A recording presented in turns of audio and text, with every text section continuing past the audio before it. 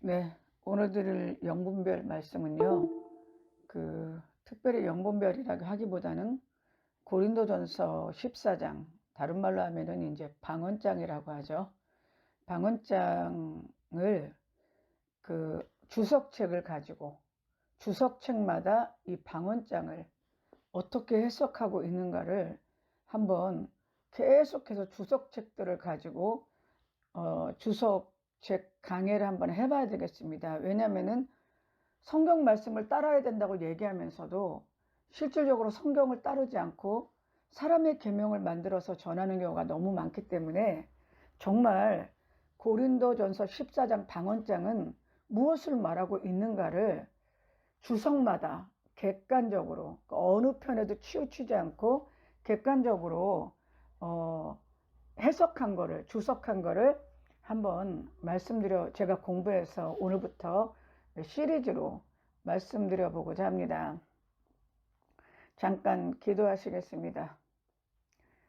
하나님, 오늘도 저희에게 은혜와 긍휼을 베풀어 주심을 감사합니다. 항상 부족하고 연약한 인생들이지만 하나님의 보호하심과 도우심으로 하루하루를 살아가고 있습니다. 바른 진리와 또 바른 분별 안에서 온전히 살아갈 수 있도록 도와주시옵소서. 수많은 거짓과 미혹들이 다른 모습으로, 진리의 모습으로, 광명한 천사의 모습으로 가장하고 나타난다 하더라도 그것을 성령의 도우심으로 온전히 분별할 수 있는 지혜를 주옵시고, 하느님, 늘 마음에는 오랫동안 몸이 아팠던 것에 대한 상처가 깊어서 마음의 건강, 질병에 대한 두려움이 늘 마음에 있습니다.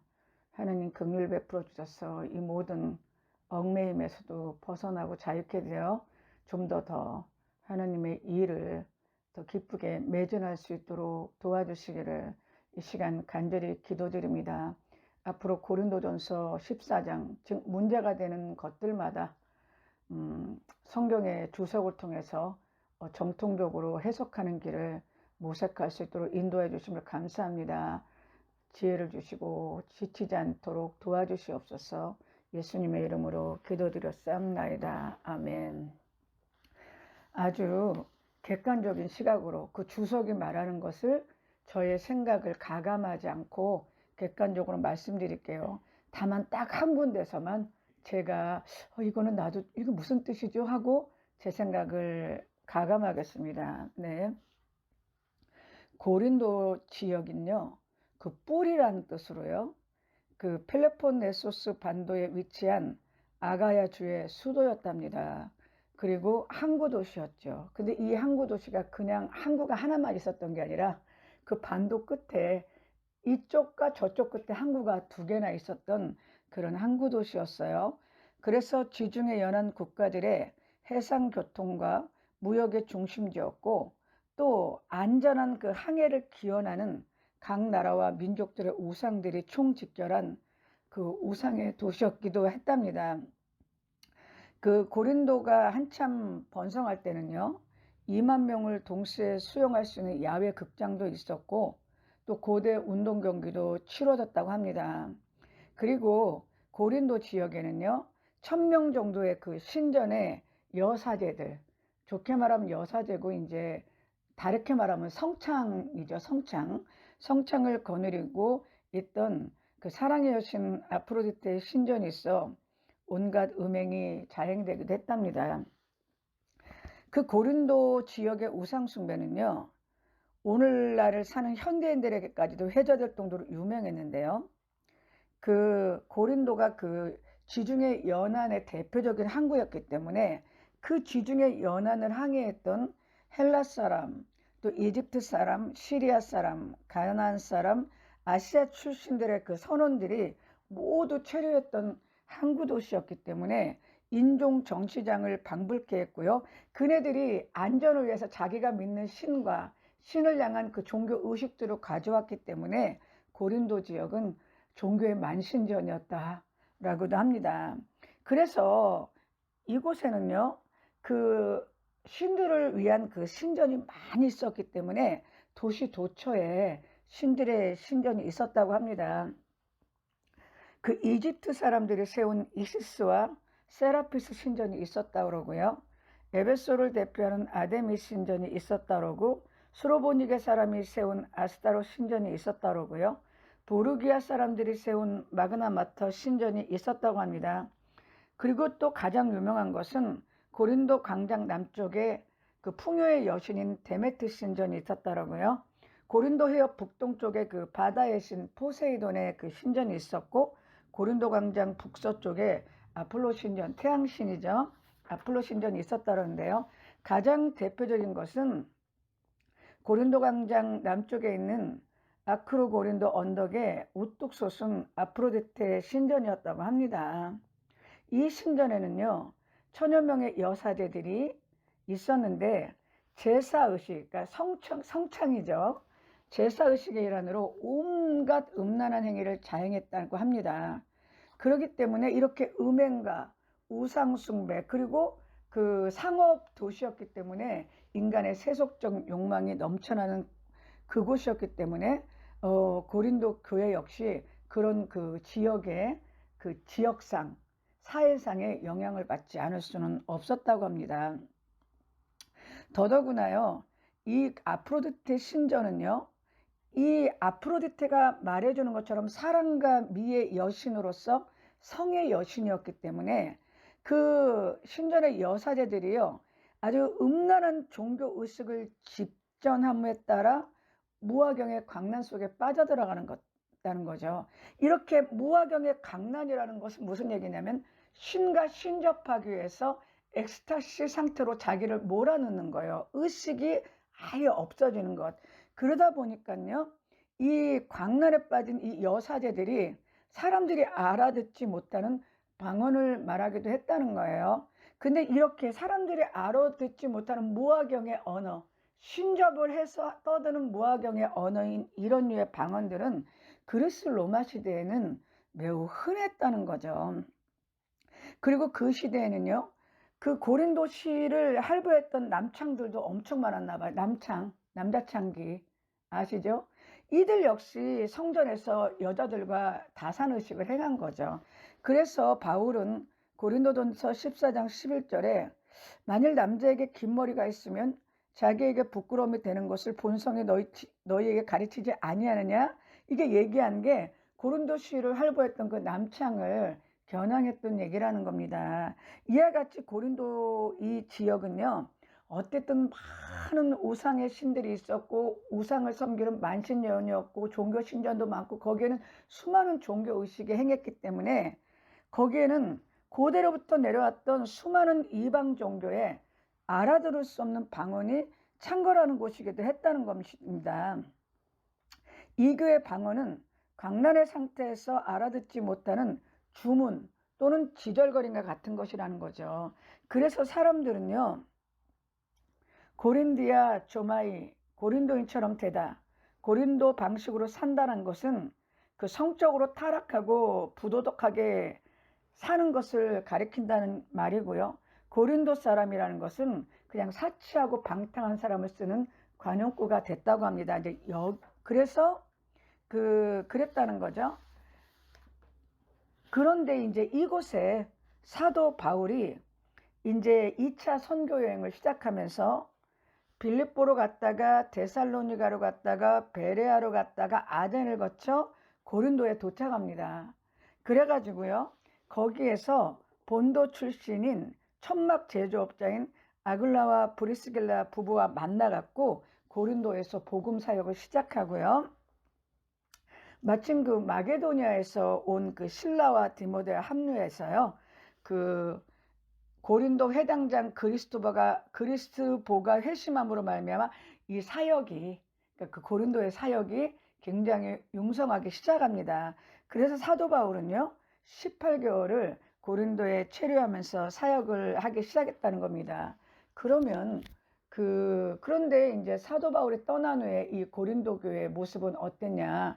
이 고린도 교회는요, 세상에서 나타날 수 있는 교회의 모든 부정적인 면들이 그대로 노출된 교회였다는 거예요.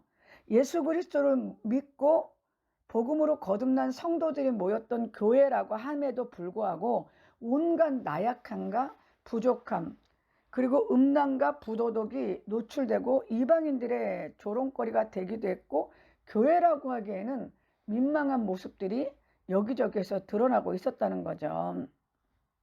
첫 번째는요, 그 고린도 교회의 첫 번째 문제는 교회의 분열 문제였다는 거예요. 그래서 분파와 파당이 고린도 교회에 있었다는 거죠. 나는 아볼로에게, 나는 게바에게, 나는 바울에게, 나는 그리스도에게 속했다는 파당으로 나누어졌다고 합니다. 그러니까 바울이 너무 안타까워서 그리스도께서 어찌 나누었느냐? 바울이 너희를 위하여 십자가에 못 박혔느냐? 바울의 이름으로 너희가 세례를 받았느냐? 그러면서 그 그리스도께 속한 교회가 분열된 것을 굉장히 안타까워했다는 것입니다. 그래서요, 그 바울은 이렇게 분열된 그 고린도 교회, 그리고 하도 문제가 많은 고린도 교회 성도들을 향해서 고린도전서 3장 1절에서 3절에 형제들아, 내가 신령한 자들을 대함과 같이 너희에게 말을 할 수가 없어서 육신에 속한 자, 곧 그리스도 안에서 어린아이들과 같이 대한다고 말하고 있습니다. 내가 너희를 젖으로 먹이고 밥으로 하지 아니하였느니 너희가 감당치 못했음이거니와 지금도 못한다는 거예요. 그만큼 이제 실력 어린 육신에 속한 어린아이 같다는 거죠. 너희는 아직도 육신에 속한 자로다. 너희 가운데 시기와 분쟁이 있으니 어찌 육신에 속하여 사람을 따라 행함이 아니니요 라고 한탄하고 있습니다. 그리고요, 고린도 교회는 십자가의 도에 대해서 오해를 했다는 겁니다. 그 고린도는요, 당시 그 헬라 문화의 영향을 받고 있었기 때문에 그 세상적인 지혜를 많이 가진 사람들이요, 자랑스러워했고 또 대접받기도 했다는 겁니다. 그런데 바울은 세상의 지혜는 하나님의 지혜와 반대가 된다. 그래서 유대인들은 표적을 구하지만 그것도 하나님의 지혜가 아니고, 또 헬라인들에게는 십자가의 도가 미련한 것이지만 그냥 우리에게는 십자가의 도가 하나님의 지혜고 하나님의 능력이다. 그러니까 이거를 바로 알아야 된다. 그래서 십자가의 도에 대한 오해를 바로잡고 있고요. 또 이 고린도 교회는요, 근친상간의 문제가 있었어요. 그래갖고 아버지의 그 부인, 그러니까 계모죠. 그 계모와 결혼했던 아들도 있었다는 거예요. 근데 이제 이걸 좀 더 깊이 들어가면 당신 아버지가 돌아가시면 요즘에는 재산을 자식이 받잖아요. 근데 그때는 아내가 받았다는 거예요. 그러니까 이 자식이 그 아버지의 재산을 좀 받으려면 이 계모랑 결혼을 해야지만 재산을 받을 수가 있었기 때문에 그렇다는 얘기도 있었다는 거죠. 어쨌든 이거는 교회 존재 자체를 흔들고 세상에도 있지 않았던 성적으로 문란한 일이었기 때문에 바울이 아주 심각하게 이것을 바로잡아야 된다고 얘기하고 있고요. 그 다음에 고린도 교회 문제의 다섯 번째는 성도가 세상을 판단해야 될 것인데 성도들의 문제를 세상 법정에 송사했다는 거죠. 차라리 그냥 속는 게 낫지 않겠냐. 차라리 그냥 속아주고 네가 손해보는 게 낫지 않냐고 탄식하고 있습니다. 그리고 여섯 번째 고린도 교회 문제는요, 도덕적으로 태만했다는 거예요. 우상 숭배했고 간음했고 탐심했고 남색했고 도적했고 술 취함했고 토색하는 자들은 하나님의 나라를 유업으로 받지 못하니까 너희들은 음행을 피하라고 지금 권하고 있습니다. 그게 무슨 뜻이겠어요? 이런 자들이 교회 안에 있다는 것을 암시하고 있는 거죠. 그리고 일곱 번째는 결혼과 이혼의 문제에 대해서 얘기를 했고요. 여덟 번째는 우상의 재물에 대해서 말을 하고 있다는 거예요. 왜냐하면 고린도 지역에서는 제사를 드리면 우상의 재물을 시장에 내다 팔았기 때문에 그냥 신앙이 강한 사람은 만물이 하나님으로부터 와서 그리스도께 속했으니까 우상의 재물일지라도 시장에 나가서 파는 거를 마음껏 사 먹을 수 있지만 믿음이 약하거나 또는 이게 우상의 재물이라고 누가 말하면 그 사람 때문이라도 먹지 말라고 지금 권면하고 있고요. 그 고린도전서 11장에서 14장까지는 성찬식의 그 문제, 또 여자들이 교회 안에서 어떤 그 과도한 행동을 하는 문제, 그리고 은사의 문제, 직분의 문제 등 너무나 혼란스러웠기 때문에 이렇게 많은 문제들에 노출된 고린도 교회에서 그 바울은 결국은 이 모든 문제를 해결하는 것은 사랑의 법을 갖고 이것을 해결할 수밖에 없다. 그래서 고린도전서 13장에서 사랑을 얘기하는 겁니다. 이해가 되십니까? 네. 그리고요, 이 고린도 교회는요, 그 부활에 대해서 의심하고 부활이 과연 있느냐, 부활의 교리에 대해서 굉장히 이걸 받아들이지 못했다는 거예요. 그래서 그 문제도 심각했고, 마지막으로 고린도 교회 문제는 다른 복음을 전하는 자들을 수용해 갔고요, 바울의 사도권마저 의심하고 또 그것에 대해서 거부하는 자들도 있었다는 겁니다. 이런 배경을 알고, 여기는 카리스 주석이 아닙니다. 이거는 제가 배경을 설명하기 위해서 찾은 거고요. 이제부터는 이제 카리스 주석을 객관적인 시각에서 말씀을 드리고자 합니다. 일단 12장, 13장을요, 간단하게 설명을 하고 14장을 성경을 일일이 한 줄씩 읽어가면서 강해를 해보겠습니다. 바울은요, 고린도전서 12장에서 14장에 이르기까지 영적 은사의 문제를 장황하게 논하고 있습니다. 12장을요, 은사장이라고 부를 수 있는데요. 12장은요, 교회가 복음 사역을 수행하는 데 필요한 영적 은사를 구체적으로 언급하고 있고요. 고린도전서 13장은 사랑장이고요. 고린도전서 14장은 방언장으로 부를 수 있는 그게 특징이라는 거죠. 그러면 고린도전서 12장부터 잠깐 살펴보면요. 당시 고린도 교회는요, 초대교회의 특색인, 이거 지금 카리스 주석을 제가 그대로 요약해서 지금 얘기하는 겁니다. 제가 하는 게 아닙니다. 고린도 교회에서는요, 초대교회의 특색인 성령의 역사가 강하게 일어나고 있었는데, 거기에는 참된 성령의 역사도 있고 거짓된 것들도 있었다고 합니다. 고린도 교회에서는요, 성령의 은사를 받았다는 사람들이 많이 나타났는데, 어떤 이들은 흥분과 망상에 빠져 자기들이 받았다는 성령의 은사를 갖고 교회를 혼란에 빠뜨리기도 하고 분쟁을 조장하기도 하고 대립된 상황을 형성하기도 이루었고, 어떤 은사, 내가 가진 은사가 더 중요하다, 누가 더 우위에 있는가, 이렇게 계속 대립하고 갈등함으로 은사가, 하나님이 주신 은사가 교회의 덕을 세우고 교회 공동체에 지체들의 유익을 위해서 사용되는 게 아니라 오히려 하나님이 주신 은사가, 그 안에는 진짜 은사와 가짜 은사가 섞였는데 오히려 그 은사가 교회를 분열하고 교회 공동체를 대립으로 이끄는 그런 것에 쓰임 받았다는 거죠.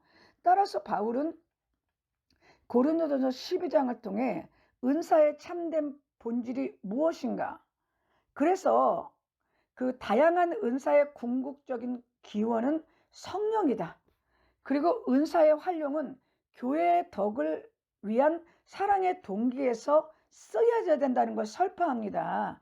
그러면서 더 깊이 들어가서 성령의 은사에 대한 기본 원리를 설명하면서 은사 문제로 야기됐던 고린도 교회 안에 있는 개인적 교만 내지 영적 우월주의, 분파주의를 경계하고 몸과 지체들 간의 유기적 관계를 비유로 들어서 다양한 은사와 직분들은 한 성령이 주신 거고 그리스도 안에서 통일성을 이루고 있다.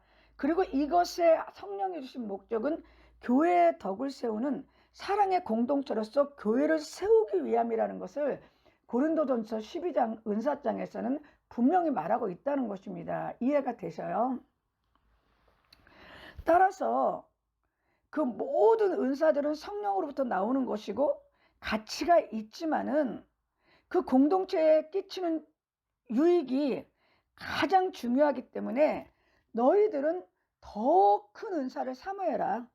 그럼 내가 제일 좋은 길을 너희에게 보이리라 하면서 고린도 교회가 그 은사를 사용하면서 어떻게 교회 공동체를 세우느냐, 대립과 우월주의와 교만주의를 타파하고 어떻게 한 성령이 주신 은사를 통해서 그리스도의 몸을 몸과 지체가 유기적으로 통일되면서 그리스도의 교회를 온전히 세우는데 은사를 쓰임받을 수 있느냐, 그 가장 좋은 길이 어떤 것이냐를 보여주는 것을 설명하기 위해서 고린도전서 13장 사랑장을 쓴 거예요. 이해가 되세요? 네? 그렇다는 거죠. 이거는 다 일일이 읽지는 않겠습니다. 왜냐하면 14장을 해야 되니까요. 그래서요, 고린도 교회는 이제 13장으로 넘어가요. 간단하게 요약합니다. 고린도 교회는 좋은 은사를 가지고 있었지만 잘 활용하지 못했고, 은사가 분쟁을 일으키는 요인이 되었던 것은 사랑이 없기 때문이다.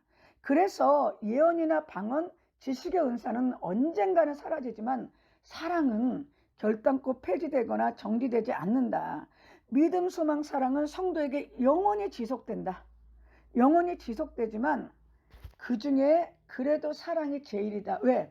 사랑만이 우리를 하나님을 닮게 하고 사랑으로 우리는 하나님에 거할 수 있고, 사랑이 있어야지만 교회 공동체의 덕이 온전하게 세워지고 교회의 각 지체들이 사랑으로 온전히 연합되고 세워질 수 있고, 거기에서 사랑이 있어야지만 하나님이 주신 은사도 가장 유익하게 사용될 수 있기 때문에 바울이 고린도전서 13장에 그 중에 제일은 사랑이라고 단언한 것입니다. 이해가 되십니까? 네. 그러면서요, 이제 드디어 고린도전서 14장인 방언장으로 이제 이 얘기가 넘어옵니다. 지금 말씀드리는 건 다 카리스 주석에 있는 거를 말씀드리는 거예요. 14장 강에도 카리스 주석을 요약했습니다. 제 생각은 전혀 들어가지 않습니다. 여기는 12장을 마치면서 너희는 더욱 큰 은사를 사모하라. 내가 또한 제일 좋은 길을 너에게 보이리라고 말한 바울은 13장에 들어가서 모든 그리스도인들이 참되게 사모하고 바라며 간구할 것은 사랑장임을 말해주고 있어요. 그런데 바울이 14장에 들어가서는요, 그 12장에 언급했던 은사들이 있어요. 12장에는 어떤 은사가 언급됐냐면 지혜의 은사, 지식의 은사, 그 다음에 예언의 은사, 능력 행함의 은사, 영들 분별함의 은사, 방언의 은사, 방언 통역의 은사, 7가지를 다루고 있었다면 이제 본격적인 방언장인 고린도전서 14장에 들어서는요, 예언과 방언에 대해서만 본격적으로 다루고 있습니다. 이해가 되세요? 네? 아마 당시 고린도 교회에서는요, 다른 은사들보다 방언의 은사를 더 열광적으로 많이 했고 방언의 은사를 더 귀하게 여겼나 봅니다. 그런데 성령이 이렇게 은사를 주신 것은 개인을 위한 것이 아니라 그 은사는 교회의 덕을 세우기 위해서 줬다. 그걸 잊지 말아야 된다는 겁니다. 그래서 고린도전서 14장 방언장에서 바울이 고린도전서 12장에서 나오는 7가지 은사 중에 딱 방언 통역, 예언의 은사만을 딱 꼬집어서 14장에서 본격적으로 설명한 것은 과연 교회의 덕을 세우는 가장 좋은 은사가 무엇이냐? 그것을 비교 설명하기 위해서 지금 얘기를 시작하고 있는 것입니다. 이제 강해를 할게요. 네, 강해를 하겠습니다. 14장 1절요. 사랑을 추구하며 신령한 것들을 사모하되 특별히 예언을 하려고 해라. 바울은요, 은사 자체를 반대한 것은 아닙니다. 사랑을 추구하면서 은사를 받을 것을 사모하라고 얘기합니다. 그런데 방언을 특별히 하려고 한 게 아니라 특별히 예언을 하라고 하고 있습니다. 여기서 이 얘기는요, 방언의 한계를 말하고 있는 겁니다. 이해가 되세요? 무슨 뜻이냐면 방언의 은사는 알아듣는 자가 없기 때문에 개인에게만 유익할 수 있지만 예언의 은사는 교회의 덕을 세우기인데 유익하기 때문입니다.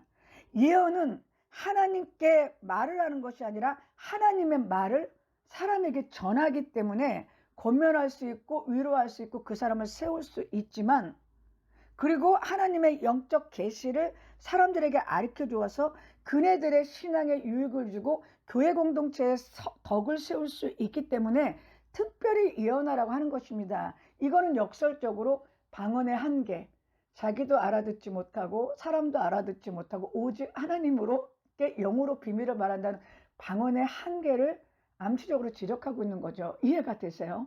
네. 그러면서 2절에 가서 뭐라냐면요. 방언을 말하는 자는 사람에게 하지 아니하고 하나님께 하나니 이는 알아듣는 자가 없고 영으로 비밀을 말함이라고 말하고 있습니다. 방언을 말하는 자는요, 사람에게 하는 말이 아니라 하나님께 말을 한다는 거죠.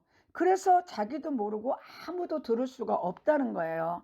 그래서 방언의 은사는 오직 영으로 자기가 하나님께 말하기 때문에 교회에는 아무 유익이 되지 못한다는 얘기예요. 오히려 예언의 은사가 교회에 유익을 더 준다. 그래서 이 본문의 말씀은 바울은 방언의 은사보다는 예언의 은사를 더 강조하기 위해서 한 말이라는 겁니다. 이 역시 방언의 한계를 지적하는 얘기라는 겁니다. 이해가 되세요? 네. 그러면요, 3절에 가서요. 그러나 예언하는 자는 사람에게 말하여 덕을 세우며 권면하며 위로하는 것이요. 지금 이 3절에서는요. 예언의 역할을 3개로 설명하고 있어요. 첫 번째 덕을 세우는 것, 두 번째 권면하는 것, 세 번째 안위하는 것입니다. 덕을 세우는 것은요. 성도의 신앙생활의 수준을 향상시키는 거죠. 근데 방언은 개인에게는 유익할지 몰라도 다른 성도의 신앙생활의 수준을 향상시키지는 못한다는 거예요. 권면하는 것은요, 다른 성도에게 계속해서 진심으로 조언해주며 용기를 갖게 하는 거고요. 안위한다는 것도 권면과 동일한 걸로 고통 가운데 침체하고 있는 성도들을 위로해서 격려해 주는 것이라는 겁니다. 예언은요, 이 3가지 요소가 다 들어가 있다는 거죠. 따라서 신앙의 성숙을 돕고 성도의 아픔과 연약함을 함께하면서 교회의 몸된 공동체를 세워야 가는 이 예언이야말로 진정 교회에 필요한 은사라는 것을 얘기하고 있다는 것입니다. 이해가 되셔요? 그러면서 이제 4절에 가서요. 방언을 말하는 자는 자기의 덕을 세우고 예언하는 자는 교회의 덕을 세운다고 얘기했습니다. 이 말씀을 통해 바울은요. 방언과 예언의 다른 점을 비교하고 있다는 거죠. 어떠냐면 방언은 자기 덕을 세운다는 거죠. 근데 자기 덕을 세운다는 게 자기에게 유익을 준다는 게 아니라 내가 방언을 함으로 말미암아 성령이 내 안에서 말하시는 거 아니야? 라는 것을 확신시킨다는 의미라는 겁니다. 그런데 방언으로 말하는 것은 다른 교회 공동체 신앙인들에게 권면이나 안위를 줄 수가 없기 때문에 그냥 방언하는 자신에게만 덕을 세우는 데 국한되지만 예언은 다른 성도들의 덕을 세워주고 권면과 안위를 해줄 수 있기 때문에 교회에 유익을 주니까 바울은 예언하기를 사모하라고 하는 겁니다. 이 역시 예언을 사모하라 이면에는 방언에는 교회 공동체를 세우는 데는 한계가 있다는 것을 암시하고 있는 거죠. 그리고 5절에서 가서요. 나는 너희가 다 방언 말하기를 원하나 특별히 예언하기를 원한다. 만일 방언을 말하는 자가 통역하여 교회의 덕을 세우지 아니하면 예언하는 자만 못하다고 얘기합니다. 이 역시 방언의 한계를 말하는 거죠. 무슨 얘기냐면 방언을 말하기를 원한다. 그런데 만약에 방언을 말하는 자가 알아듣지를 못하잖아요. 자기도 알아듣지 못하고 교회의 다른 성도들도 알아듣지 못하니까 통역을 하지 않는다면, 통역을 해서 교회의 덕을 세운다면 모를까? 통역을 하지 않는다면 교회의 덕을 세우지 못하기 때문에 예언하는 자만 못하다. 따라서 통역되지 않는 방언은 아무 유익이 없다는 그 방언의 한계를 지금 얘기하고 있는 겁니다. 그리고요, 6절에 가서요. 그런즉 형제들아 내가 너희에게 나가서 방언으로 말하고 계시나 지식이나 예언이나 가르치는 것을로 말하지 아니하면 너희에게 무엇이 유익하리요? 이 지금 6절 역시 방언의 한계를 말하고 있는 겁니다. 내가 방언은 말하는데 계시나 지식이나 예언이나 가르치는 것을 말하지 않는다면 너희에게 무슨 도움이 되겠느냐? 교회 공동체에게 무슨 도움이 되겠냐는 겁니다. 바울이 6절에 언급했던 계시나 지식, 예언이나 가르치는 것은 교회의 덕을 세우고 성도에게 유익하게 하는 겁니다. 계시란 뭐냐면 하나님에 의해 주어진 진리라는 거죠. 지식은요, 성령과의 인격적 교제를 통해 얻은 깨달음이고, 예언은 하나님에 의해 주어진 모든 계시의 내용을 성도에게 전달하는 것이고요. 가르치는 것은 성도들의 삶이 거룩한 삶을 유지할 수 있도록 돕는 것입니다. 이 네 가지 은사는 성도들이 거룩한 삶을 지속적으로 살아가는 데 도움이 되지만, 방언을 말하는 것은 다른 성도에게는 아무 유익이 되지 않는다. 그래서 이건 역시 방언의 한계를 얘기하고 있는 겁니다. 그리고 7절에 가서요.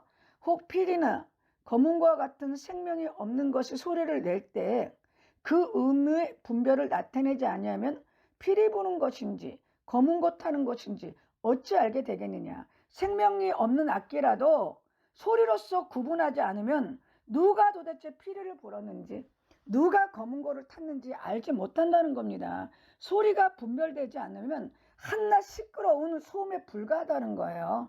방언이 아무리 신비스러운 소리라고 보여질지라도 그 방언이 소리의 분별성이 없다면 아무 유익이 없다는 겁니다. 그래서 바울은 방언을 말할 때 반드시 통역을 하라고 지금 얘기하고 있는 거예요.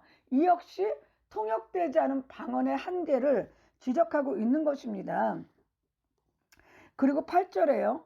만일 나팔이 분명하지 못한 소리를 내면 누가 전투를 준비하리요. 계속해서 지금 바울은요, 방언이 가지고 있는 한계를 계속 지적하고 있죠. 악기와 나팔을 비유로 말하고 있습니다. 분간하기 어려운 나팔이라면 전쟁에 질 수밖에 없지 않냐. 신비스러운 방언을 말한다 해도 그 내용이 분별할 수 없다면 차라리 교회 안에서는 방언을 하지 않는 게 낫다라는 겁니다. 그리고 9절에서는요. 이와 같이 너희도 혀로서 알아듣기 쉬운 말을 하지 아니하면 그 말하는 것을 어찌하리요. 이는 허공에다 말하는 거라고 얘기하고 있습니다.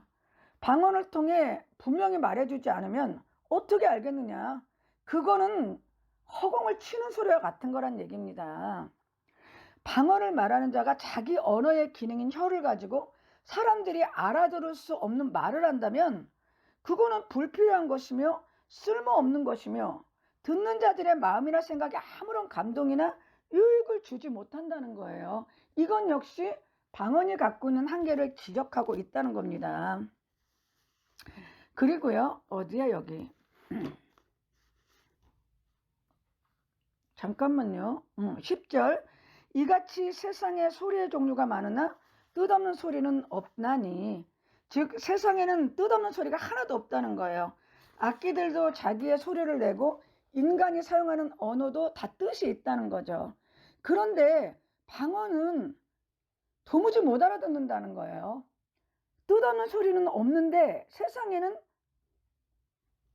뜻없는 소리가 없는데 문제는 뭐냐면 이 방언은 뜻을 알 수가 없다는 거예요. 그러니까 방언 사용의 한계를 지적하면서 알아들을 수 없는 방언으로 인해서 예배가 혼란스럽게 될 수 있다라는 걸 지적하고 교회에서 방언을 사용할 때는 반드시 통역되는 은사를 병행해야 된다고 얘기합니다. 그러면서 11절에 뭐라고 얘기하냐면요. 그러므로 내가 그 소리의 뜻을 알지 못하면 내가 말하는 자에게 외국인이 되고 말하는 자도 내게 외국인이 되리라. 계속해서 얘기합니다. 내가 지금 내가 하는 소리를 알지 못하고 또 저 사람이 하는 소리도 못 알아듣고 방언하는 서로가 못 알아듣는다면 말하는 나나 또 그쪽에서 방언을 말하는 당신이나 서로가 얼굴을 마주보고 얘기를 해도 외국인이 된다는 거죠. 계속해서 통역이 없으면 교회에서 방언을 하지 말라고 지금 말하고 있는 겁니다. 그리고요 12절에 가서는요. 그러므로 여기가 빠졌네요. 주석이 11절이. 그러므로 내가 그 소리의 뜻을 알지 못하면 이게 그거군요. 야만이라고 되어 있군요. 근데 12절에 가면 그러므로 너희도 영적인 것을 사모하는 자인즉 교회의 덕을 세우기 위하여 그것이 풍성하기를 구하라. 그러므로 방언을 말하는 자는 통역하기를 기도하라고 얘기합니다. 바울은요, 방언의 무익성을 강조한 후에 이제 이후에 펼쳐지는 12절에서 17절까지는 방언을 사용할 때 반드시 교회의 유익을 위해서만 사용하라는 거죠. 근데 통역이 돼야지만 교회의 유익을 위해서 사용되니까 통역하기를 원하는데 통역이 안 되면 교회에 유익하지 않으니까 교회에서 하지 말라는 얘기예요. 이해가 되세요? 네. 그러면서 13절에는요. 방언을 말하는 자는 통역하도록 기도하라는 겁니다. 그리고 14절에 가면요. 내가 만일 방언으로 기도하면 나의 영이 기도하거니와 나의 마음은 열매를 맺지 못하리라고 얘기합니다. 그러면서 어떻게 얘기하냐면 그러면 내가 어찌할꼬?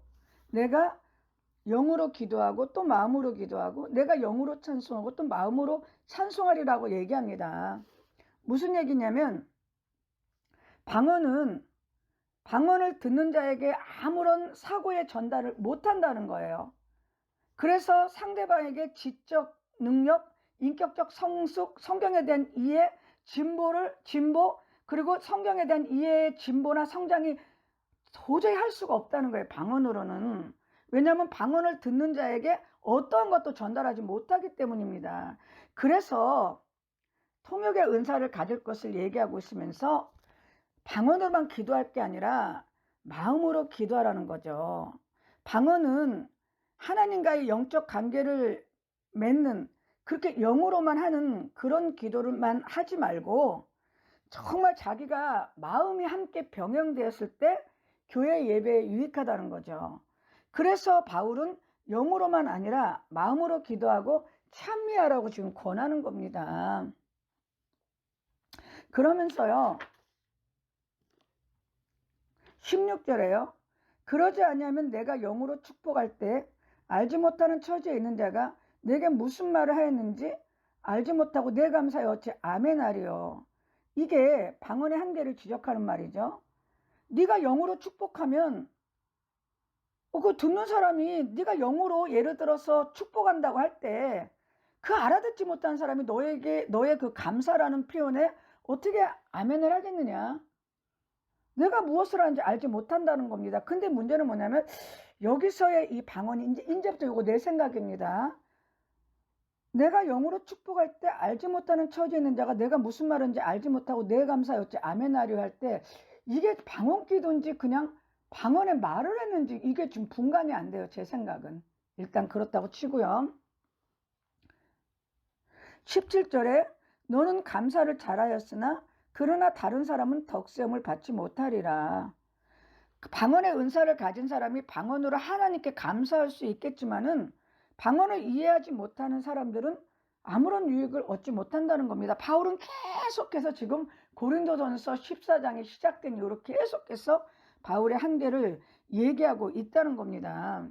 그러면서 바울은요 18장에 내가 너희 모든 사람보다 방언을 더 잘 말함으로 하나님께 감사한다고 얘기했습니다.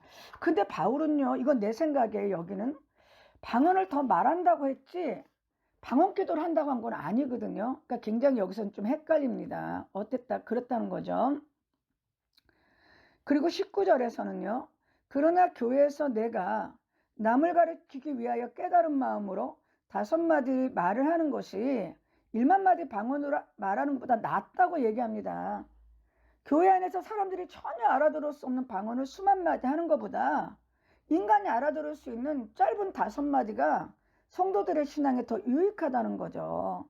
바울은 고린도전서 14장에서 예언과 방언 그리고 영과 마음을 대조하면서 그 방언은 교회의 덕을 세울 수 없는 한계를 가졌다. 방언에는 한계가 있으니까 방언의 한계를 잘 알고 통역이 없이 방언할 것을 자제할 것을 언급하고 있다는 겁니다.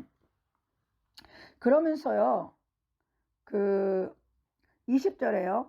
형제들아 지혜는 아이가 되지 말고 악에는 어린아이가 되라. 지혜는 장성한 사람이 되라고 하는 겁니다. 좀 어떤 것이 교회를 위한 은사인지 어떻게 사용하는 것이 옳고 그른지 좀 잘 분별하라는 뜻입니다. 고린도 교회 교인들이 방언을 사용할 때 개인의 자랑이나 우월감을 가지려는 그 악을 버리고 방언을 그러니까 은사를 어떻게 사용하는 것이 옳은지 그른지 좀 잘 분별해서 지혜에는 장성한 자가 되라고 하는 겁니다. 그러면서요 21절에 보면 율법에 기록된 바 주께서 이르시되 내가 다른 방언을 말하는 자와 다른 입술로 이 백성에게 말할지라도 그들이 여전히 듣지 아니하라고 얘기합니다. 이 말씀 뭐냐면 이사야가 그 구약의 이스라엘 백성에게 이사야가 이스라엘 사람들이 알아듣는 이사야의 말, 이스라엘의 말로 하나님의 심판을 일으킬 거라고 얘기했는데 이 이스라엘 사람들이 비웃었다는 얘기예요. 그런 심판은 없다니까. 아수르 침략자 아수르의 방언이 그러니까 아수르가 침략해서 말을 했을 거 아니에요. 이스라엘 사람들을 그 침략했을 때 그 아수르 사람들의 말로 이스라엘 백성을 심판했듯이 잘못하면 고린도 교회 성도들의 방언도 하나님께 잘못 사용하면 심판의 도구가 될 수 있다고 지금 경고하고 있는 구절입니다. 이 방언에 대해서 굉장히 경계하는 말씀이에요. 이해가 되세요? 그러면서 22절에 방언은 믿는 자들을 위하지 않고 아니하고 믿지 아니하는 자들을 위한 표적이나 예언은 믿는 자들을 믿지 아니하는 자들을 위하지 않고 믿는 자들을 위한 표적이라는 거죠. 방언은 불신자에게 보이는 표적이기 때문에 신자들이 신앙생활하는 교회에서는 방언의 표적이 필요가 없다는 겁니다. 그래서 교회 예배 때는 방언보다 예언을 더 행해야 된다라고 말하고 있다는 것이죠. 그리고요 23절에서요 그러므로 온 교회가 함께 모여 다 방언으로 말하면 알지 못하는 자들이나 믿지 아니하는 자들이 들어와서 너희를 미쳤다 하지 않겠느냐. 고린도 교회 교인들이요 방언의 은사를 좋아했는데 통역이 없이 했다는 겁니다. 그런데 그들이 교회 안에서 이렇게 통역 없이 하는 알아들을 수 없는 말을 하면 그 초신자나 불신자들이 아니 이 사람들 미치지 않았나? 라는 생각을 한다는 겁니다. 이 역시 방언의 한계를 말하고 있다는 겁니다. 그런데 24절에 이르러서는요. 다 예언을 말하면 믿지 아니하는 자들이나 알지 못하는 자들이 들어와서 모든 사람에게 책망을 들으며 모든 사람에게 판단을 받고 그 마음에 숨은 일들이 드러나므로 엎드려 하나님께 경배하며 하나님이 참으로 너희 가운데 계신다 전파하리라. 바울은요 예언을 듣는 자들이 죄를 깨닫고 회개하도록 도우면서 방언이 사람의 마음에 열매를 맺지 못하는 것과 달리 예언은 사람들로 하여금 죄를 분별하고 자각하게 하여 회개함으로 마음의 열매를 맺히고 있는 유익이 있다라는 걸 명백히 밝히로 말미암아 이 구절에서도 역설적으로 방언의 한계를 말해주고 있다는 겁니다. 그래서 그 바울은 방언보다는 예언하기를 권장하고 있다는 거죠. 24절에요. 잠깐만요. 25절에요. 그런즉 형제들아 어찌할까? 너희가 모일 때 각각 찬송시도 있고 가르치는 말씀도 있고 계시도 있으며 방언도 있으며 통역함이 있나니 모든 것을 덕을 세우기 위해서 하라는 얘기입니다. 여기서 모일 때라는 것은 공예배를 말하는데요. 초대교회 당시 예배를 이루는 요소는 경배와 찬양, 하나님의 말씀을 듣는 것이라는 겁니다. 그래서 근데 이 교회 예배에서 다양하게 이렇게 쓰이는 모든 것들은 다 교회 공동체의 유익을 위해서 사용하라는 얘기입니다. 네, 그렇다는 거죠. 그리고요 27절에 보면요. 만일 누가 방언으로 말하려거든 두세 사람이나 많아야 세 사람이 차례를 따라하고 한 사람이 통역한다고 얘기합니다. 질서 있게 공예배 때 방언을 사용하려면 질서 있게 하라는 얘기입니다. 그런데 이때 방언을 사용할 때도 그 통역을 하란 얘기예요. 그게 바로 뒤에 나오죠. 만일 통역하는 자가 없으면 교회에서 잠잠하고 자기와 하나님과만 말하라는 겁니다. 이 역시 방언을 사용하되 통역을 하지 않으면 교회에서는 사용하지 말라는 얘기입니다. 네. 그래서 그 공적인 예배에서는 통역이 없는 이상 교회 안에서는 방언을 하지 말라는 거죠. 예배를 혼란스럽게 할 뿐 아니라 예배에 참석한 불신자들과 신앙이 어린 자들에게 부정적인 영향을 끼치기 때문입니다. 그래서 통역을 하지 않는다면 교회의 공적 예배에서는 방언 사용을 하지 말라는 겁니다. 그 다음에요. 이거 좀 빨리 할게요. 이제 29절 예언하는 자는 둘이나 셋이나 말하고 다른 이들은 분별할 것이요. 만일 곁에 앉아있는 이에게 다른 이에게 계시가 있으면 먼저 하는 자는 잠잠하라. 너희는 다 모든 사람에게 배우게 하고 모든 사람을 권면받게 하여 하나씩 예언할 수 있으니 예언하는 자들은 예언하는 자들에게 제재를 받는다는 것입니다. 즉 예언의 은사를 공예배에서 사용할 때도 반드시 분별의 과정을 거치라는 거죠. 그래서 누구가 이렇게 예언을 하고 있다가 다른 사람에게 계시가 있으면 그 먼저 예언했던 자는 잠잠하고 다른 이의 계시를 들어보고, 그리고 그 잘못하면 그 예언에는 개인적인 생각이 들어갈 수 있으니까 다른 예언자들에게 그 예언이 제재를 받을 수 있다는 거죠. 왜? 하나님은 질서의 하나님이기 때문에 그런다는 겁니다. 그리고요, 빨리 좀 할게요. 이 34절부터 할게요. 모든 성도가 교회에서 함과 같이 여자는 교회에서 잠잠하라. 그들이 말하는 것을 허락함이 없나니 율법의 이름같이 오죽 복종하라. 무엇을 배우려거든 집에서 자기 남편에게 물을지니 여자가 교회에서 말하는 것은 부끄러움이라. 아마 당시 교회에서는요. 이건 또 계속 얘기할게요. 당시 고린도 교회 부인들은요. 그냥 뭐 예배 시간마다 뭐 이렇게 궁금하면 손 들고 물어봤나 봐요. 네? 소란스럽게 했던 것 같습니다. 그래서 그러지 말라고 지금 질서에 복종하라고 얘기하는 겁니다. 그러면서 36절에 하나님의 말씀이 너희로부터 난 것이냐 또는 너희에게 임한 것이냐, 만일 누구든지 자기를 선지자나 혹은 신령하자로 생각하거든 내가 너에게 편지하노니 이 글이 주의 명령인 줄 알라. 누구든지 알지 못하면 그는 알지 못하는 자니 그런즉 내형제들아 예언하기를 사모하며 방언 말하기를 금하지 말라. 모든 것을 품위 있게 하고 질서 있게 하라고 얘기합니다. 이 바울은요. 고린도 교회 성도들이 가지고 있었던 영적 우월의식을 책망하고 있고요. 특히 여자들이 더 심했던 것 같아요. 그래서 누구든지 예언을 하거나 방언을 하는 자로 자기가 은사를 가졌다고 확신한다면 교회의 덕을 세우기 위해서 바울의 명령을 받아들이라는 얘기죠. 네, 그렇다는 겁니다. 그래서요, 이 카리스 주석을 정리하면요. 고린도전서에 나타난 그 고린도전서 14장에 나타난 방언은요. 일단은 영의 방언으로서의 성질을 갖고 있는 방언의 의미도 있고요. 이것이 영의 그 방언으로서의 영의 말을 한 건지 영의 기도를 한 건지 확실치는 않습니다. 그러니까 고린도 전서 14장에 나오는 이 방언이 고린도 교회 교인들이 이상한 말로 말을 한 건지 그거를 기도를 한 건지 좀 헷갈린다는 얘기죠. 왜? 공예배 때 그 사람들이 아라라라라라라라라라 기도를 했겠어요? 네?